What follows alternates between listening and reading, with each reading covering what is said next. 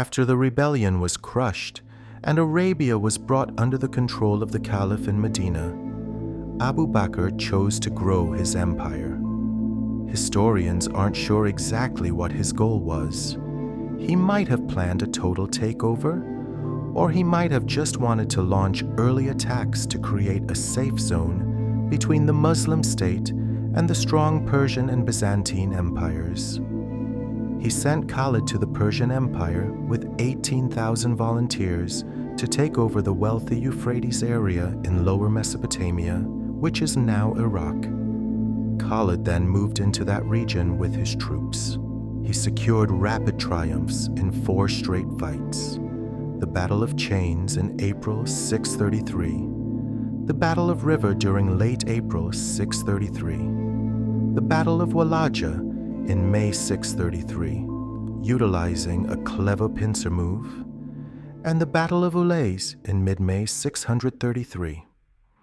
By the final week of May 633, Al-Hira, the local capital of Lower Mesopotamia, surrendered to Khalid. Residents were granted safety by agreeing to pay an annual tax and providing military secrets to the Muslims. Following a short break in June 633, Khalid surrounded Anbar, which fell in July 633 after a tough struggle during the blockade. Khalid then pushed further south, taking control of Ain al-Tamr during the last week of July 633. At that point, Khalid controlled almost all of Lower Mesopotamia and the northern Euphrates area. During this time, he got a plea for help from northern Arabia at Daumat al-Jandal. There, another Muslim leader named Ayaz bin Ghanam was trapped by rebelling tribes. In August 633, Khalid traveled to Daumat al-Jandal, crushed the uprising, and took over the city's fort. While traveling back toward Mesopotamia, it is reported that Khalid took a private, hidden journey to Mecca so he could join the Hajj pilgrimage. When returning from Arabia, Khalid got word that a huge Persian army and Christian Arab helpers were gathering.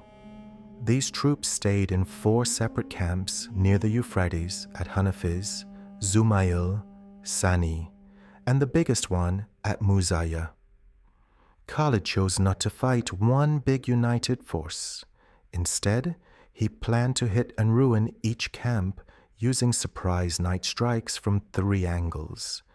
He split his men into 3 groups and launched timed attacks from different sides in the dark.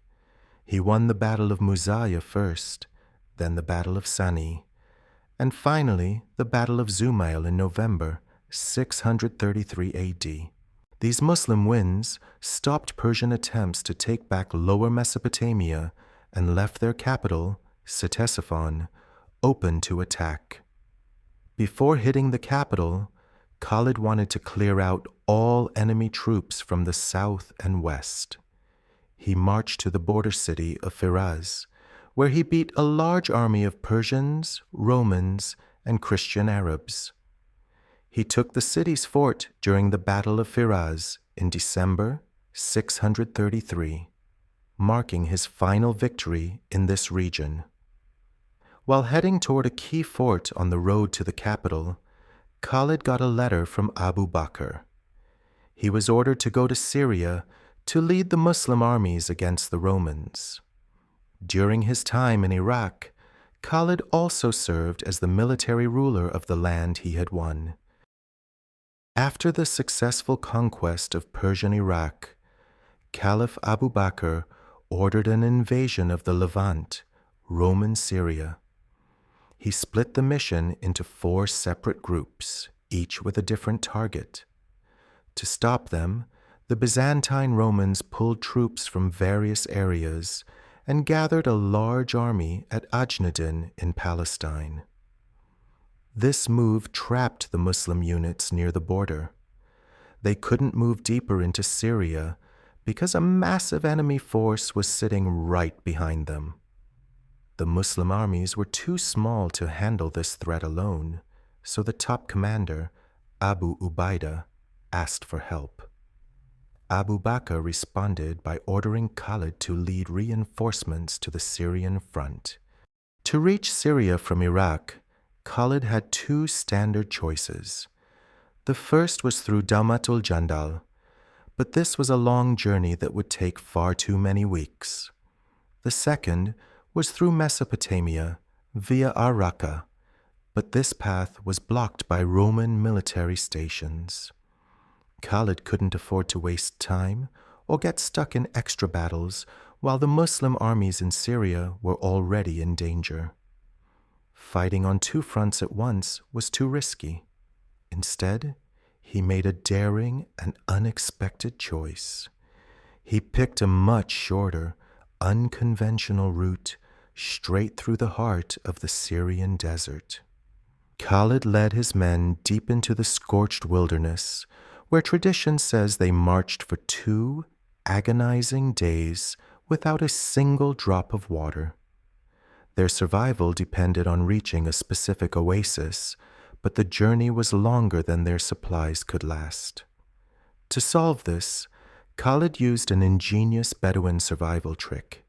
He intentionally kept his camels thirsty for a long time before allowing them to drink, forcing the animals to gorge themselves and store massive amounts of fluid in their stomachs. Since camels can hold water for long periods, the soldiers could slaughter them one by one during the march to retrieve the stored water when they grew desperate.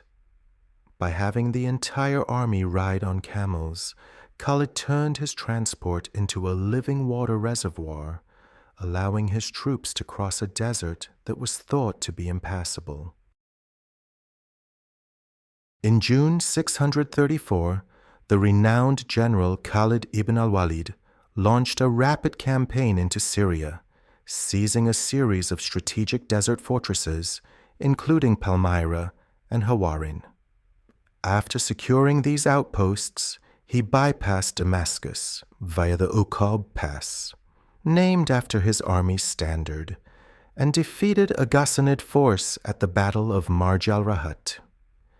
His successful northern advance ultimately cleared the path toward Bosra, the capital of the Byzantine-aligned Ghassanid kingdom.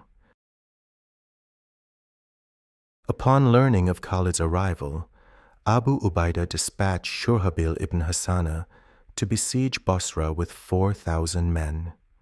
However, the outnumbered Muslim force was nearly overwhelmed by a Byzantine sally until Khalid's cavalry arrived to strike the enemy from behind. Following this relief, the Byzantine garrison retreated, and Khalid assumed supreme command of the unified forces, leading to the surrender of Basra in mid-July 634 and the subsequent collapse of the Ghassanid dynasty. The campaign culminated on July 30th at the Battle of Ajnadain, where the combined Muslim corps secured a decisive victory that modern historians view as the critical turning point in breaking Byzantine authority over Syria. Following the victory at Ajnadain, Khalid targeted the Byzantine stronghold of Damascus, which was defended by Emperor Heraclius's son-in-law, Thomas. To stall the Muslim advance and buy time for reinforcements, Thomas dispatched forces that were ultimately routed at Yaqusa and Maraj as-Safar. However, some imperial reinforcements managed to enter the city just before Khalid initiated a formal siege on August 20th. To ensure the city's isolation, Khalid strategically stationed detachments across key routes to Palestine and Emesa. On September 18th, 634, Khalid successfully conquered Damascus following a siege lasting between 30 days and 6 months, prompting Emperor Heraclius to retreat from Emesa to Antioch. During the aftermath, Khalid's cavalry utilized a shortcut to intercept and defeat the fleeing Byzantine garrison at the Battle of Maraj al-Dibaj. Amidst these military maneuvers, a significant leadership transition occurred in the caliphate. Following the death of Abu Bakr, the new Caliph Umar appointed Abu Ubaidah ibn al as the supreme commander. Though Abu Ubaidah strategically delayed announcing Khalid's dismissal until after the city had safely fallen.